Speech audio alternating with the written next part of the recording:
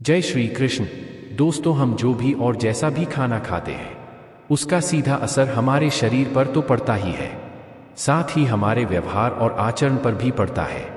और हमारा व्यवहार और आचरण जैसा होता है उसी पर हमारे जीवन की सफलता या असफलता निर्भर होती है। दोस्तों, खाना कैसा होना चाहिए, कैसे खाना चाहिए और खाना खाते समय किन बातों का ध्यान रखना चाहिए, इसके बारे में हमारे शास्त्रों में बहुत ही डिटेल में बताया गया है।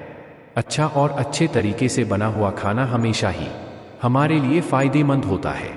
इसके अलावा हमारे शास्त्रों में यह भी बताया गया है कि खाना बनाने वाले को भी कुछ नियमों का पालन जरूर करना चाहिए, जिससे उसके बनाए खाने से घर परिवार में सबको फायदा हो सके। खासकर यदि घर की महिलाएं उन सभी नियमों को ध्यान में रखते हुए खाना बनाएं तो उस घर में हमेशा सुख, शांति और समृद्धि बनी रहती है और घर के लोग मुसीबतों से दूर रहते हैं।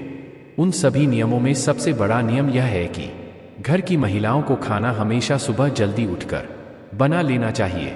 आप सोचेंगे ऐसा क्यों? तो आइए हम एक कहानी सुनते हैं जिससे आपको यह बात समझ में आ जाए। बहुत पहले एक गांव में रमेश नाम का एक व्यक्ति रहता था। रमेश बहुत ही होशियार और हुनरमंद था, जो कि मिट्टी से ऐसे ऐसे सुंदर सुंदर बर्तन, खिलौने और अन्य चीजें बनाता था कि लोग देखकर हैरान रह जाते थे। उसकी बनाई हुई चीजों को खरीदने के लिए लोग दूर दूर से आते थे। इस प्रकार अपनी कला से वह अच्छा खासा पैसा कमा लेता था। उसने अपने लिए एक बड़ा सा घर और अन्य सुख सुविधा की वस्तुएं भी जुटा ली थी।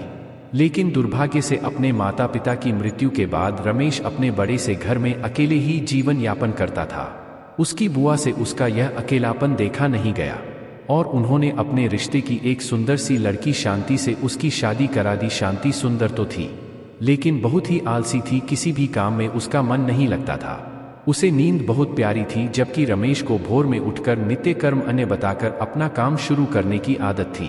शांति सुबह देर से उठती थी और थोड़े बहुत काम किए नहीं कि फिर से सो जाती थी। आलस की मारी वो शाम तक सोई ही रहती थी और फिर जैसे तैसे आलस करते हुए ही खाना बनाती थी। घर में न तो पहले की तरह साफ सफाई थी और ना ही रमेश को समय पर अच्छा खाना मिलता था। घर में कोई बड़ा भी नहीं था जो शांति को डांटता समझाता। शादी के कुछ महीनों तक तो रमेश ने सब बर्दाश्त कर लिया, लेकिन अब उसे लगने लगा था कि इससे तो वह कुंवारा ही ठीक था। कम से कम समय पर काम पर चला जाता था, घर में सफाई रखता था और अपने हाथों से समय पर खाना बनाकर खा भी लेता था। यहाँ तो दोपहर होने तक खाना बनने का नाम ही नहीं होता था।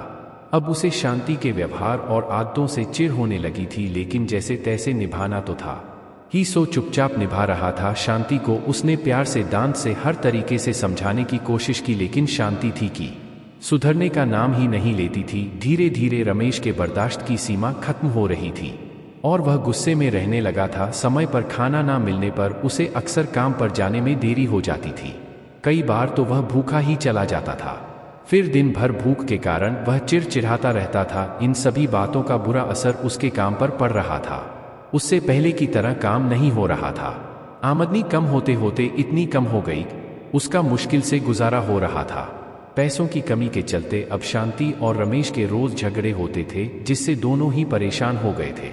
रमेश की बुआ को किसी ने इस बात की खबर दी तो वह अपने भतीजे गृहस्थी को देखने आई। रमेश के घर की हालत देखकर ही बुआ की अनुभवी आंखों ने सब भांप लिया। बुआ के सामने रमेश और शांति बहुत शर्मिंदा हो गए, क्योंकि पैसों की कमी से वे उनकी ढंग से आवभगत भी नहीं कर पा रहे थे। अकेले में शांति ने बुआ से रमेश की शिकायत कर दी कि वो उसका ध्यान नहीं रखता है और लड़ता है। सो अलग बुआ ने शांति की बात को ध्यान से सुना, हालांकि वह जानती थी कि गलती किसकी है। उन्होंने शांति को सही राह दिखाने की सोच ली। दूसरे दिन बुआ ने आराम से सो रही शांति को भोर में ही जगाया और उसे घर की साफ सफाई करने के लिए कहा। बुआ की डांट के डर से शांति बेमन से उठी और काम पर लग गई। गोवा ने भी शांति की मदद की, जिससे घर चमचमा उठा। अब बुआ ने शांति को जल्दी से नहा धोकर तैयार होने के लिए कहा। शांति उनकी इस बात को भी मना नहीं कर पाई और जल्दी से नहा कर आ गई। अब ने उसे भोग बनाकर भगवान की पूजा करने के लिए कहा। शांति ने ऐसा ही किया। चमचमाते हुए घर में भोग और धूप दीप की सुगंध फैल गई तो अपने आप ही घर का वातावरण प्रसन्न हो गया। पूजा करने के बाद अब शांति को भी बहुत अच्छा लग रहा था। उसका सारा आलस पल भर में ही छूमंतर हो गया और वह प्रसन्न मन से जल्दी से खाना बनाने की तैयारी में जुट गई। रमेश के जागने से पहले ही उसने घर में जो था उसी से अच्छा सा खाना बना लिया। नित्य समय पर रमेश उठा तो घर की रौनक देखकर बहुत खुश हो गया। उसने भी जल्दी जल्दी नहाया और भगवान की पूजा की। रसोई से आ रही खाने की महक से उसकी सोई भूख जाग गई और जब शांति चेहरे पर मुस्कुराहट लिए उसके सामने खाने की थाली आई तो वो शांति के बदले हुए व्यवहार से है रह गया। उसने बुआ की तरफ देखा तो वह भी मुस्कुरा दी। रमेश सब समझ गया। उसने बहुत तसल्ली से खाना खाया और शांति को बड़े ही प्यार से देखा। रमेश की नज़रों में अपने लिए प्यार देखकर शांति को भी सब समझ में आ गया। उस दिन शादी के बाद पहली बार रमेश भरे पेट घर से निकला था। अच्छे खाने के से दिन भर उसका मन काम में लगा रहा, जिससे उस दिन उसकी अच्छी कमाई हुई और शाम को वह खुशी से घर लौटा। शांति को अब अपनी गलती का एहसास हो गया था। अब वह जैसा बुआ बताकर गई थी वैसा ही करती थी। सुबह जल्दी उठकर खाना बनाने से रमेश कभी भी काम पर भूखा नहीं गया। समय पर खाना खाने से उसका चिड़चिड़ापन दूर हो गया और वह पहले की तरह काम पर ध्यान देने लगा। उनके घर में फिर से सुख समृद्धि लौट आई। तो देखा आपने दोस्तों की केवल सुबह जल्दी खाना बन जाए तो उससे कितना फायदा हो सकता है। इसीलिए दोस्तों कहा जाता है कि रसोई घर में ही परिवार का भाग्य तय होता है।